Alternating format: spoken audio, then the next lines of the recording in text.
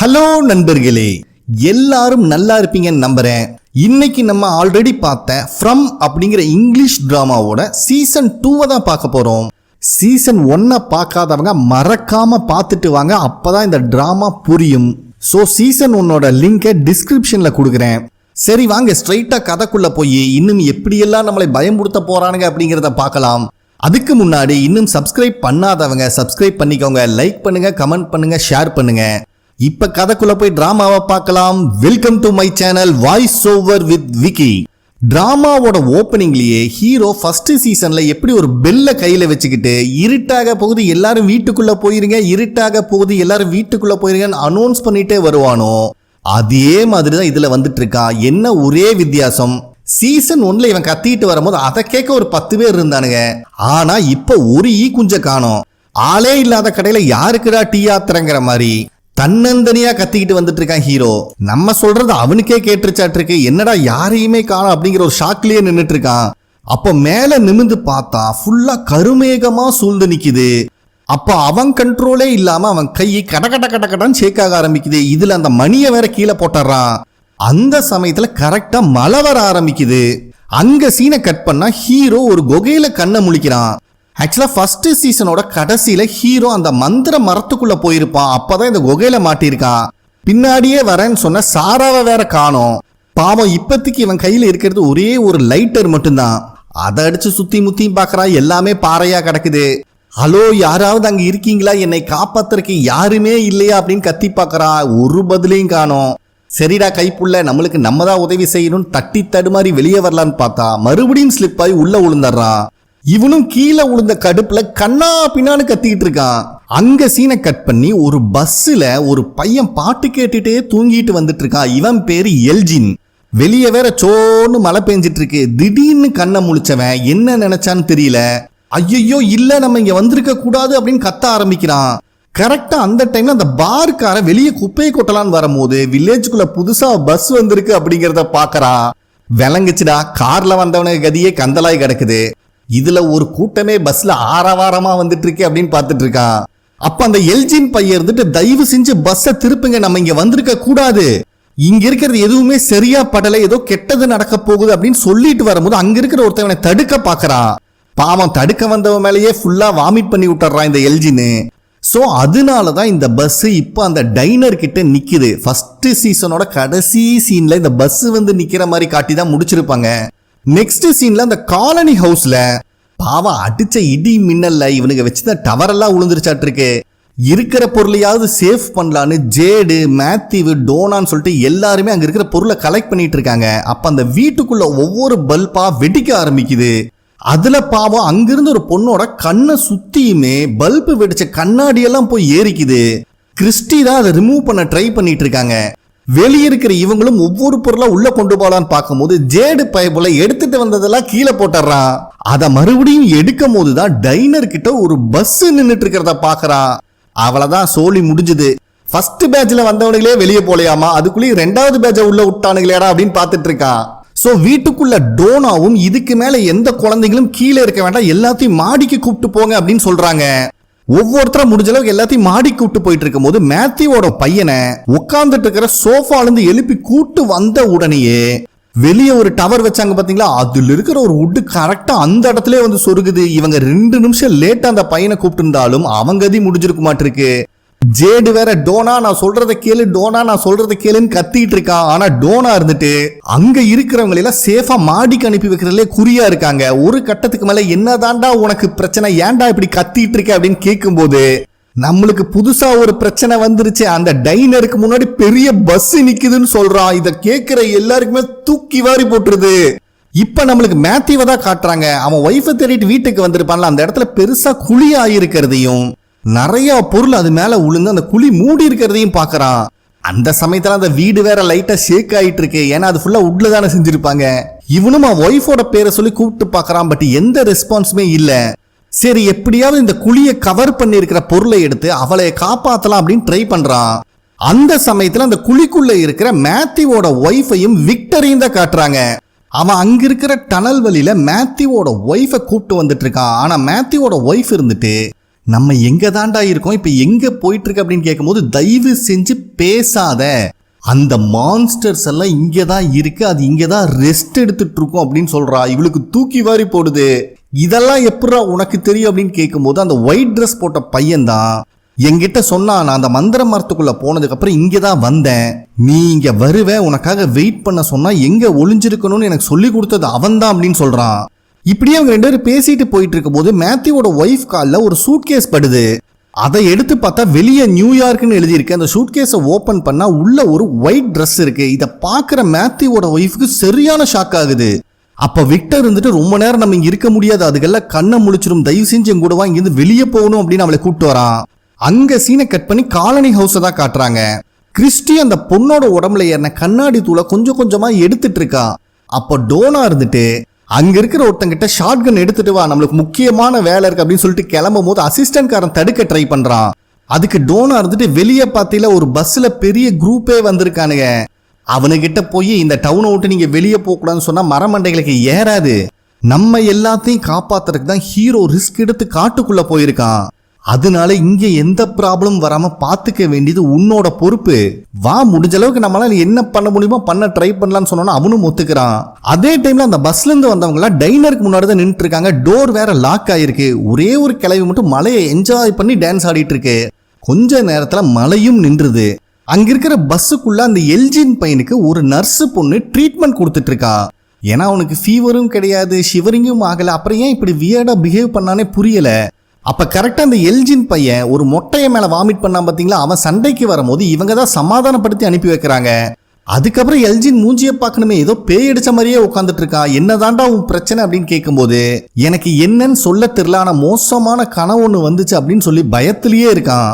அப்பதான் கரெக்டா மேத்யூவை தேடி ஓடி வந்துட்டு இருக்கிற அந்த பொண்ணு பஸ் நிக்கிறத பாக்குறா. பின்னாடியே வந்து ஹீரோவோட பையனுக்கு வேற தூக்கி வாரி போடுது.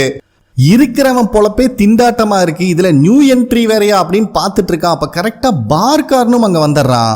ஸோ ஹீரோவோட பையன் இருந்துட்டு அந்த டிரைவர் லேடி கிட்ட போய், நீங்க எதை நினைச்சு கவலைப்பட வேண்டாம், இந்த வில்லேஜ்ல நிறைய பேர் இருக்காங்க, அவங்க உங்களுக்கு ஹெல்ப் பண்ணுவாங்க அப்படின்னு இவன் சொல்லும் போது இங்க இருக்கிற சீரியஸ்னஸ் புரியாம அந்த டிரைவர் லேடி நாங்க கிளம்புறதுக்கு டைம் ஆச்சு அப்படின்னு பேசிட்டு இருக்கா. அதே டைம்ல மேத்யூவோட பொண்ணு வீட்டுக்கு வந்து பார்க்கும் போதுதான் பேஸ்மெண்ட்ல அவங்க அம்மா குழி தோண்டிட்டு இருந்த இடம் மொத்தமா மூடி கிடக்குது அப்படின்னு தெரிய வருது. ரொம்பவே பயந்து போயிடுறா. அப்ப மேத்யூ தான் அவளை சமாதானப்படுத்திட்டு ஹெல்ப்புக்காக ஆளை கூப்பிட்டு வர சொல்லி அனுப்பி வைக்கிறாரு. அவளும் ஹீரோவோட பையன்கிட்ட நடந்த விஷயத்த வந்து சொல்லும் போது அந்த பார்கார அவங்க இருக்கிறவங்க கிட்ட சிச்சுவேஷனை எக்ஸ்பிளைன் பண்ணி, ஒரு லேடி உள்ள மாட்டிக்கிட்டாங்க, அவங்களை காப்பாத்துறதுக்கு யாராவது ஹெல்ப் பண்ண முன் வரீங்களான்னு கேட்கறான். ஆனா அந்த டிரைவர் லேடி இருந்துட்டு இங்க நடக்கிற விஷயமே புரியாம ஏதாவதுனா எமர்ஜென்சி கால் பண்ணுங்க அப்படின்னு அசால்ட்டா பேசிட்டு இருக்கா. இங்கிருந்து தான் எங்கேயும் அவுட் கோயிங்கே போகாதே. அதனால ஒரு 2 பேர் மட்டும் ஹெல்ப் பண்றதுக்கு முன் வராங்க. மேத்யூவோட பொண்ணும் பின்னாடியே போலான்னு பார்த்தா ஹீரோவோட பையன் அவளை தடுத்து நிறுத்திடுறான். நீ ரொம்பவே நர்வஸா இருக்கா, அதனால இங்கேயே இரு அப்படின்னு அவன் சொல்லும் போதே கார்ல டோனா அசிஸ்டன்ட் காரன் அதுக்கப்புறம் காலனி ஹவுஸை சேர்ந்து சில பேரும் வந்து இறங்குறாங்க. அப்ப அசிஸ்டன்ட் கார் வந்துட்டு டோனாவை அந்த டிரைவரை ஹேண்டில் பண்ண சொல்லிட்டு பஸ்ல வந்த மத்தவங்களை அந்த டைனரை ஓபன் பண்ணி வாங்க உள்ள போய் காஃபி சாப்பிட்டே பேசலான்னு கூப்பிட்டு போயிடுறான். அதே டைம்ல மேத்யூக்கு ஹெல்ப் பண்றதுக்காக பார்காரனும் பஸ்ல வந்த 2 பேர் அங்க வராங்க. இவங்களை பார்க்கும் போது மேத்யூக்கு ஷாக் ஆகுது, யாரா இவனுக்கு புதுசா இருக்கானுங்களே அப்படின்னு கேட்கும் போது அவனுக்கு இருந்துட்டு நாங்க பஸ்ல வந்தோம் அப்படிங்கிற விஷயத்த சொல்றானுங்க. மேத்யூக்கு தூக்கி வாரி போட்டுருது. சரி இப்போ இது பேசுறதுக்கு டைம் இல்ல, உன் பொண்டாட்டியை காப்பாத்துற வழியை பார்ப்போம்னு சொல்லிட்டு எல்லாரும் அங்க இருக்கிற பொருளை நகத்தை ட்ரை பண்ணிட்டு இருக்காங்க. அப்ப அந்த பில்டிங் வேற லைட்டா ஷேக் ஆயிட்டு இருக்கு. இப்ப நம்மளுக்கு விக்டர் தான் காட்டுறாங்க. மேத்யூவோட ஒய்ஃபை கூப்பிட்டுட்டு அந்த டனல் வழியில கருகும்னு இருட்டுல ஒரே ஒரு டார்ச் அடிச்சுட்டு வந்துட்டு இருக்கான். சத்தம் போட்டுறாதமா, நம்மளை மொத்தமா கதையை முடிச்சிருவானுங்க அப்படின்னு சொல்லிட்டு. அப்ப ஏதோ ஒரு சத்தம் கேக்குது. டார்ச் அடிச்சு பார்த்தா அங்க இருக்கிற பெருச்சாளிகள்லாம் ஒரு காக்காவை மல்லாக்கா போட்டு ஆபரேஷன் பண்ணிட்டு இருக்கு. இதை பார்க்குற மேத்யூவோட ஒய்ஃபுக்கு பயம் வந்துடுது. நம்ம திரும்பி போலான்னு கூப்பிடும் போது விக்டர் இருந்துட்டு திரும்பி எல்லாம் போக முடியாது, நம்ம இந்த வழியில தான் போயாகணும், அந்த வெள்ளை ட்ரெஸ் போட்ட பையன் அதுதான் சொன்னான், அவங்க தூங்கிட்டு இருக்கும் போதே இந்த இடத்த நம்ம கிராஸ் பண்ணி ஆகணும் அப்படின்னு சொல்றான். இவங்க பேசிக்கிட்டே அந்த இடத்த கிராஸ் பண்ணதுக்கு அப்புறம் தான் நம்மளுக்கு காட்டுறாங்க, ஆல்ரெடி அங்க இருக்கிற பொந்துல ஒரு மான்ஸ்டர் தூங்கிட்டு இருக்கு. அங்க சீனை கட் பண்ணி இப்ப ஹீரோவை காட்டுறாங்க. இவனும் சாரா அங்க இருக்கியா, சாரா அங்க இருக்கியான்னு கத்தி கத்தி ஓஞ்சே போயிட்டான். ஏமா இந்த மரத்துக்குள்ள போனா 2 பேரும் சேஃபா இருக்கலாம்னு சொல்லி என்னை மட்டும் கோத்து விட்டியம்மா அப்படின்னு இவன் புலம்பிட்டு இருக்கும் போதே இவனுக்கு ஒரு மேல் வாய்ஸ் கேக்குது. பயபுலைக்கு சரியான ஷாக் ஆகுது. அப்ப அந்த வாய்ஸ் இருந்துட்டு நீ உண்மையாலுமே ஹியூமன் தானா இல்ல அவங்கள ஒருத்தனா அப்படின்னு கேக்குறான். ஹீரோ இருந்துட்டு டே தொண்டை தண்ணி வத்த காலையில இருந்து கத்திட்டு இருக்கேன், சத்தியமா நான் மனுஷன் தாண்டா, தயவு செஞ்சு என்னை காப்பாத்து அப்படின்னு சொல்லும் போது அந்த சைடு பேசுறவன் நான் உன்னை காப்பாத்தனா நீயும் என்னை காப்பாத்தணும் ப்ராமிஸ் பண்ணுவியான்னு கேட்டா இவனும் ப்ராமிஸ் பண்றான். அதுக்கப்புறம் ஹீரோ இருக்கிற குகைக்குள்ள ஒரு கயிறு ஒண்ணு உழுகுது, அதை பிடிச்சிட்டு சீக்கிரமா மேலவா அவங்க திரும்பி வந்துட போறாங்க அப்படின்னு மேல இருக்கிறவன் சொல்லிட்டு இருக்கான். நெக்ஸ்ட் சீன்லயே ஜேட தான் காட்டுறாங்க. அப்ப அந்த கண்ணுல அடிப்பட்ட பொண்ணு இருந்துட்டு ஜேடு கிட்ட வந்து நம்ம ஏதோ முயற்சி பண்றோம்னு சொல்லி அவங்களை கோபப்படுத்திட்டோமோ, ஏன்னா அந்த புயல் எங்க இருந்து வந்ததுன்னே தெரியல, எல்லா பல்பும் பட்டு பட்டுன்னு வெடிக்க ஆரம்பிச்சிருச்சு, எனக்கு தெரிஞ்சு சும்மா இருக்கிறதையோ சுரண்டி விட்டோம்னு நினைக்கிறேன் அப்படிங்கிற மாதிரி சொல்றா. ஆனா ஜேடு கிட்ட அதுக்கு பதில் இல்ல. அந்த லேடி அங்கிருந்து போனதுக்கு அப்புறம் அங்க இருக்கிற செவுத்துல ஜேடுக்கு அடிக்கடி ஒரு லோகோ தெரியும் பாத்தீங்களா, அது வருது, அதுவும் ஃபுல்லா பிளட்ல வந்த மாதிரியே இருக்கு. இவனுக்கு என்ன நடக்குதுன்னே புரியாம திரும்பி பார்த்தா பக்கத்திலேயே ஒரு பொம்மை உட்காந்துருக்கு. அந்த பொம்மைய பார்த்தாலும் கூட டெரரா இல்ல, அது ஒரு சத்தம் போடு பாருங்க, ஜேடு பம்பிடுறான். பதிலுக்கு அந்த பொம்மையை பார்த்து இவனும் ஒரு கத்து கத்திட்டு திரும்பி பார்த்தா அந்த லோகோவையும் காணோம், மறுபடியும் இந்த சைடு திரும்பினா அந்த பொம்மையும் காணோம். பாவம் இவனுக்கு என்ன நடக்குதுன்னே புரியல. இவனும் கடுப்புல வெளியே வந்து தம் அடிச்சிட்டு இருக்கும் போது மேத்யூவோட பையன் வந்து இவங்கிட்ட பேசுறான். அப்பதான் ஜேடுக்கு ஒரு விஷயம் ஞாபகத்துக்கு வருது. ஏன்டா நீயும் விக்டரும் க்ளோஸ் ஃப்ரெண்ட்ஸ் தானே, அவன் ரூம் எங்க இருக்குன்னு உனக்கு தெரியுமா அப்படின்னு கேட்கும்போது இந்த பையன் தெரியும்னு சொல்றான். அங்க சீனை கட் பண்ணி இப்ப விக்டரையும் மேத்யூவோட ஒய்ஃபையும் தான் காட்டுறாங்க. இவங்களும் அந்த இருட்டுக்குள்ள லைட் அடிச்சுட்டே வந்துட்டு இருக்கும் போது ஒரு இடத்துல இந்த பேஷண்ட்லாம் கூப்பிட்டு போற மாதிரி ஒரு வீல் சேரு, சைக்கிள், டிவின்னு நிறைய இருக்கு. ஒவ்வொன்னா செக் பண்ணிட்டே வந்தா அந்த டிவிக்கு பின்னாடியே ஒரு மான்ஸ்டர் தூங்கிட்டு இருக்கு. இத பாக்குற மேத்யூவோட ஒய்ஃபுக்கெல்லாம் ட்ரௌசர் கிழிஞ்சிருது. ரொம்பவே பயப்படுறா, கத்தவும் முடியாது, டே தயவு செஞ்சு வாடா திரும்பி போயலாம் அப்படின்னு கெஞ்சிட்டு இருக்கா. ஆனா விக்டர் இருந்துட்டு நம்ம இந்த பக்கம் தான் போயாகணும், அந்த வெள்ளை ட்ரெஸ் போட்ட பையன் நம்மளை இப்படிதான் வர சொன்னான்னு சொல்லிட்டு லைட்டை கொஞ்சமா திருப்பினா அங்க இன்னொரு மான்ஸ்டர் நின்ன வாக்கிலேயே தூங்கிட்டு இருக்கு. ரெண்டு பேருமே ரொம்பவே பதட்டப்பட ஆரம்பிக்கிறாங்க. அப்போ விக்டர் அங்க இருக்கிற ஒரு வாட்சை பாக்குறான், பக்கத்திலேயே ஒரு பொம்மை இருக்கு. ஆக்சுவலா இதுக்கு முன்னாடி ஜேடு பக்கத்துல ஒரு பொம்மை உட்காந்த மாதிரி காமிச்சாங்க பாத்தீங்களா, அதே பொம்மை தான் இது. இந்த பொம்மைய பார்த்தோன்னு என்ன நினைச்சான்னு தெரியல, லைட்டு கீழே போட்டு அங்கிருந்து ஓட ஆரம்பிச்சிடறான் விக்டரு. பாவம் மேத்யூவோட ஒய்ஃபோட நிலைமை தான் ரொம்பவே கவலைக்கிடமா இருக்கு. பின்னாடி திரும்பினா இருட்டு, முன்னாடி மான்ஸ்டரு, என்ன பண்றதுன்னே தெரியல. இவளும் மனசை தேத்திக்கிட்டு விக்டர் போட்டு போன டார்ச்சை எடுத்துட்டு அவனை தேடிதான் வரா. பார்த்தா பயபுல ஒரு இடத்துல குத்த வச்சு உட்காந்துருக்கா ரொம்ப பயத்துல. அவனுக்கு முன்னாடி 2-3 வழி பிரியுது. மேத்யூவோட ஒய்ஃப்க்கு எந்த வழியில போறதுன்னு தெரியல. விக்டர் கிட்ட கேட்டா எனக்கு ரொம்ப பயமா இருக்கு, என்னால எதுவுமே சொல்ல முடியாதுன்னு சொல்லிடுறான். அப்ப மேத்யூவோட ஒய்ஃப் தான் விக்டரை சமாதானப்படுத்தி நான் உன் கூட இருக்கேன் வா 2 பேரும் சேர்ந்து போலான்னு சொல்லி அங்க இருக்கிற ஒரு வழியில நடக்க ஆரம்பிக்கிறாங்க. அங்க சீனை கட் பண்ணி ஜேடை காட்டுறாங்க. விக்டர் ரூம்ல எதையோ தேடி இருக்கிறதெல்லாம் களைச்சு போட்டுட்டு இருக்கான். அப்ப மேத்யூவோட பையன் இருந்துட்டு இப்படி எல்லாம் பண்ணக்கூடாது, விக்டருக்கு அது பிடிக்காது அப்படின்னு சொல்லும் போது கடுப்புல இருந்த ஜேடு தம்பி விக்டர் இப்ப வரைக்கும் திரும்பி வரல, எனக்கு தெரிஞ்சு அவன் இறந்துருப்பான் அப்படின்னு ஒரு ஃப்ளோல சொல்லிடுறான். ஆனா அந்த பையன் இருந்துட்டு விக்டர் இறந்திருக்க மாட்டான், அவன் கண்டிப்பா உயிரோட தான் இருப்பான், அவனுக்கு கொடுத்த பார்ட் அவன் பண்ணிட்டு இருப்பான் அப்படின்னு அடிச்சு பேசுறான். ஜேடுக்கு ஒண்ணுமே புரியல. என்னடா சொல்ல வரன்னு கேட்கும் போது மேத்யூவோட பையன் இருந்துட்டு இது எல்லாமே ஒரு குவெஸ்ட் மாதிரி தான், எல்லாருமே அவங்க கிட்ட இருக்கிற கொஸ்டினுக்கு ஆன்சர் வேணும்னா தேடிதான் ஆகணும், அந்த தேடுதல் பயணத்துக்காக தான் விக்டர் போயிருப்பான் அப்படின்னு சொல்றான். சரி அவன் ரூம்ல நீங்க என்னத்தை தேடுறீங்கன்னு கேட்கும் போதுதான் ஜேட் இருந்துட்டு இந்த சிம்பிள் அடிக்கடி அவன் கண்ணில் தெரியற விஷயத்த சொல்லிட்டு அசிஸ்டன்ட் காரனோட அம்மா தான் இந்த புக் எனக்கு கொடுத்தாங்க, இந்த புக்ல பாரு எல்லா பேஜ்லயும் இந்த சிம்பிளை தான் வரைஞ்சு வச்சிருக்காங்க, இது ரொம்பவும் பழைய புக் வேற, இந்த புக்ல இருந்துதான் எனக்கு இந்த போட்டோவும் கிடைச்சதுன்னு காட்டுறான். ஆக்சுவலா போட்டோல இருக்கிற ஆளும் கையில இந்த டைரி தான் வச்சிருந்திருக்காரு. அப்பதான் மேத்யூவோட பையனுக்கு பின்னாடி சின்ன பையனா நின்றுட்டு இருக்கிறது விக்டர் அப்படின்னு தெரிய வருது. சோ அப்படின்னா விக்டர் மட்டும்தான் இந்த வில்லேஜ்ல ரொம்ப வருஷமா இருந்திருக்கான். சொல்ல போனா இந்த சிம்பிள் வரைஞ்சான் பாத்தீங்களா, அந்த ஆள் இருந்த பீரியட்லயும் விக்டர் இருந்திருக்கான். கண்டிப்பா இந்த விக்டருக்கு இந்த சிம்பிளை பத்தி ஏதோ ஒண்ணு தெரிஞ்சிருக்கும், அதுக்காக தான் அவன் ரூம்ல தேடிட்டு இருக்கேன் அப்படிங்கிற விஷயத்த ஜேட் இந்த பையன் கிட்ட சொல்றான். இந்த குட்டி பையன் தான் நிறைய கதை புக்கு படிப்பானே, அதனால சிம்பிள் எல்லாம் ரொம்பவே முக்கியமான விஷயம், அதுலயும் இப்ப நம்ம மாட்டிட்டு இருக்கிற இடத்துக்கு இந்த சிம்பிள் மூலியமா ஏதாவது கிடைக்கலாம், ஆனா அதுக்கு முன்னாடி இது குட் சிம்பிளா பேட் சிம்பிளா நீங்க கண்டுபிடிக்கணும் அப்படின்னு சொல்றான். இதை கேட்கும் போதே ஜேடி இன்னும் அப்செட் ஆகி போயிடுறான். ஏண்டா நானே மனசை தேத்திக்கிட்டு ஏதோ ஒரு தைரியத்துல தேடலான்னு வந்தா நீ வேற கண்ட கதையெல்லாம் படிச்சு வச்சு என்னை பயமுடுத்துறியடா அப்படின்னு புலம்பிட்டு இருக்கான். இப்பதான் அந்த எல்ஜின்கிற பையன் நார்மலா இருக்கானாட்டு இருக்கு. சோ அவனுக்கு ஃபர்ஸ்ட் எய்ட் பண்ணி ஹெல்ப் பண்ண அந்த நர்ஸ் லேடி அவனை பஸ்ல இருந்து வெளியே கூப்பிட்டு வராங்க. அதே டைம்ல தான் டோனா அந்த பஸ் டிரைவர் லேடி கிட்ட இங்க இருக்கிற ஆபத்தை பத்தி எக்ஸ்பிளைன் பண்ண ட்ரை பண்றாங்க. பட் அந்த லேடி இவங்களை மதிக்கவே மாட்டேங்குது. கடுப்பான டோனா, நான் சொல்றத ஃபர்ஸ்ட் கேளு, இந்த பஸ் எத்தனை தூரத்துக்கு போனாலும் இங்கேயே தான் சுத்தி சுத்தி வரும், இருட்டாயிருச்சுன்னா உங்க எல்லாத்தோட நிலைமை மோசமாயிரும் அப்படின்னு சொல்லிட்டு இருக்காங்க.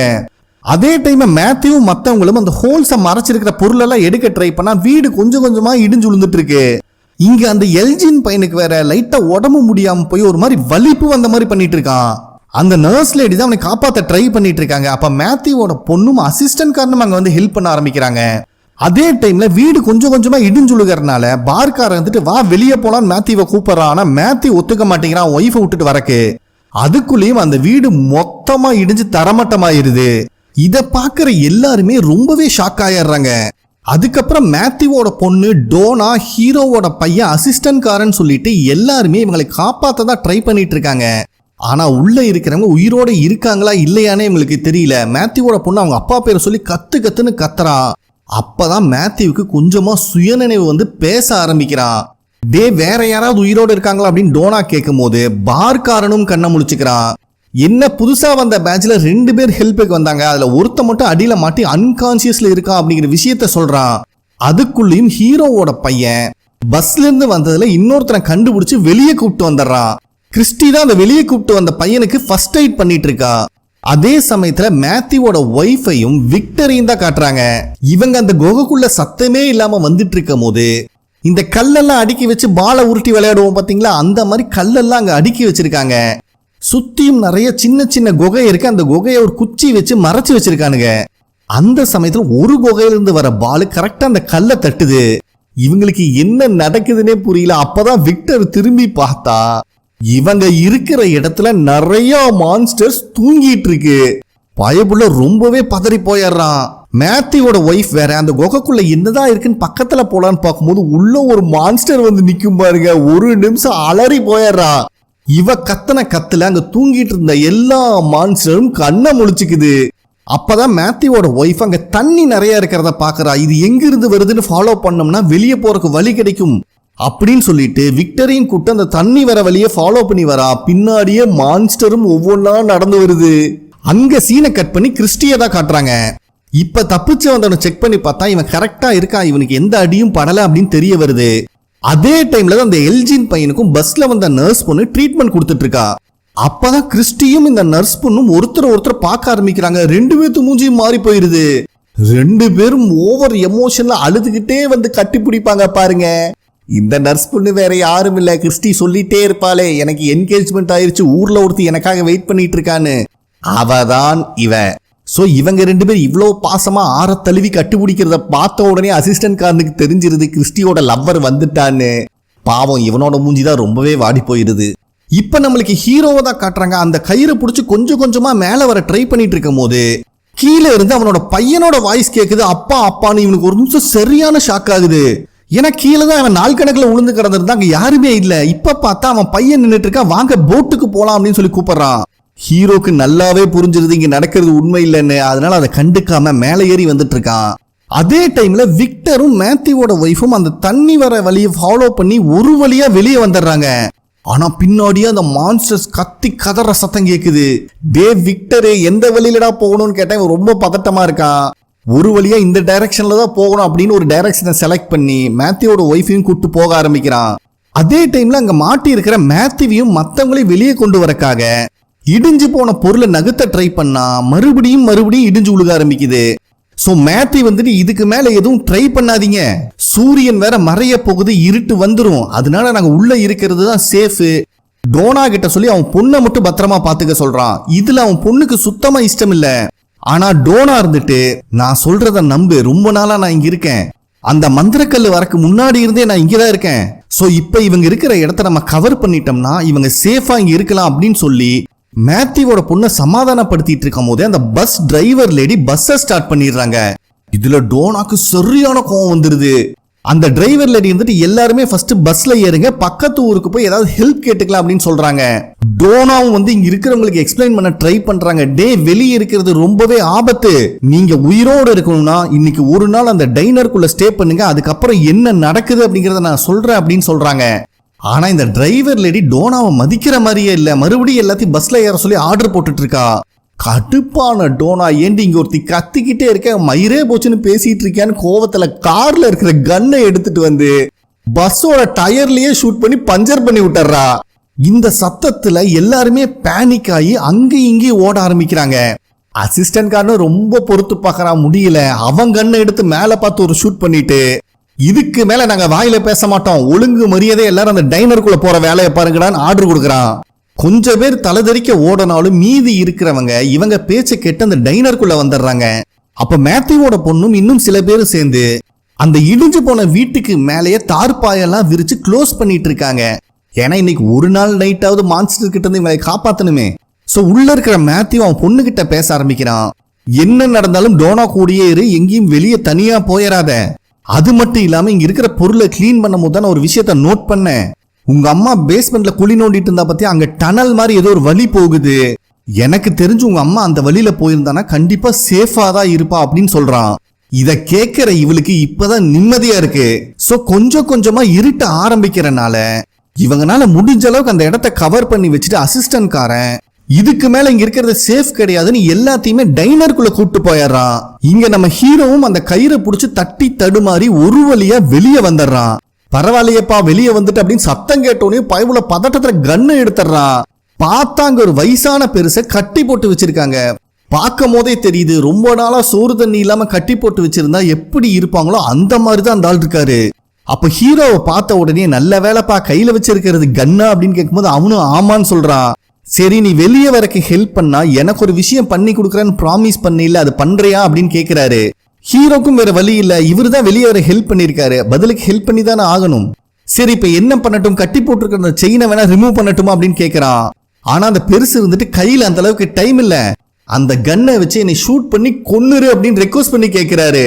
இத கேட்கிற ஹீரோக்கு சரியான ஷாக் ஆகுது. எதுக்குடா இந்த ஆள் இப்படி கேட்கறான் அப்படின்னு புரியாம பதட்டத்துல நின்னுட்டு இருக்கான். இந்த இடத்துல எபிசோட் 1 கம்ப்ளீட் ஆகுது. ஓகே ஃப்ரெண்ட்ஸ், கண்டிப்பா உங்களுக்கு பிடிச்சிருக்கும் நம்புறேன். நெக்ஸ்ட் எபிசோட்ல மீட் பண்ணலாம். நன்றி.